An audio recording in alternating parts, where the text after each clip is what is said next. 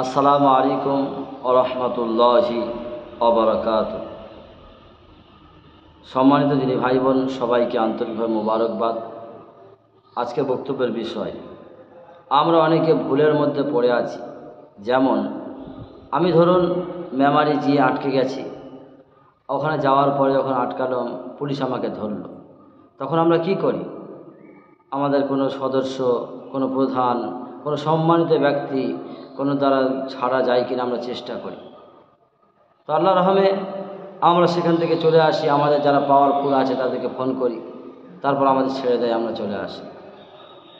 ঠিক তেমনই আমরা মনে মনে করি আমাকে এ বাঁচাবে, ও বাঁচাবে, আমার পাশে থাকবে, ওর দয়া ছাড়া আমি জান্নাতে যেতে পারবো না, ওরই হাত ধরে আমি যেতে চাই, আমাকে ওই শেফা দান করবে, ওই আমাকে জান্নাতে নিয়ে যাবে।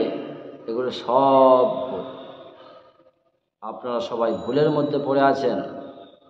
প্রথম নাম্বার পড়ার সূরা বাকারার 19 নাম্বার 20 নাম্বার পৃষ্ঠা দেখবেন শেষের লাইনে এই কথাটি লেখা আছে, লাহা মা কাসাবাত ওয়ালাকুম মা কাসাবতুম।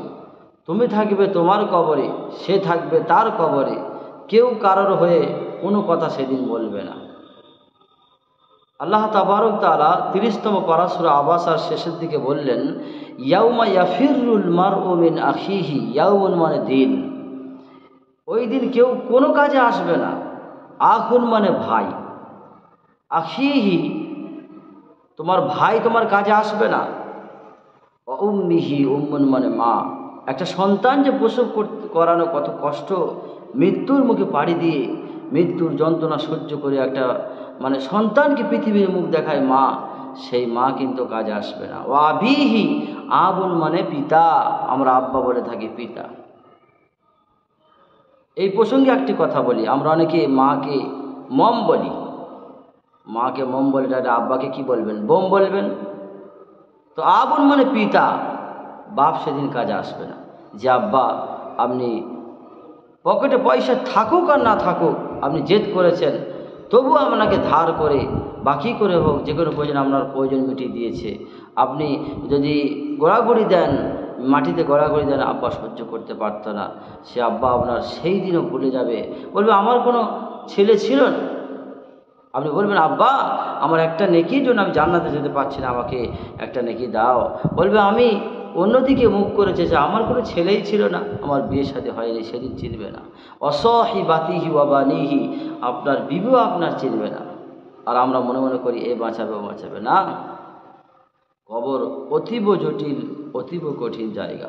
উসমান রাদিয়াল্লাহু তাআলা আনহু কবরের পাশ দিয়ে যেতেন, আর এত কান্না কাঁদতেন, এত কান্না কাঁদতেন, চোখের কোণ দিয়ে তার দাড়ির ওপর দিয়ে বুকের ওপর ঝরে পড়তো তার কান্নার চোখের পানি।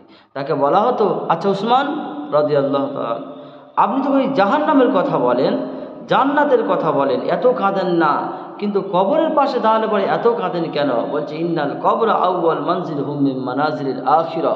বলছে মানুষের মরার পরে কবর হলো প্রথম বিপদ। মানুষ যদি কবরে বেঁচে যায়, তারপর জায়গা সব বেঁচে যাবে।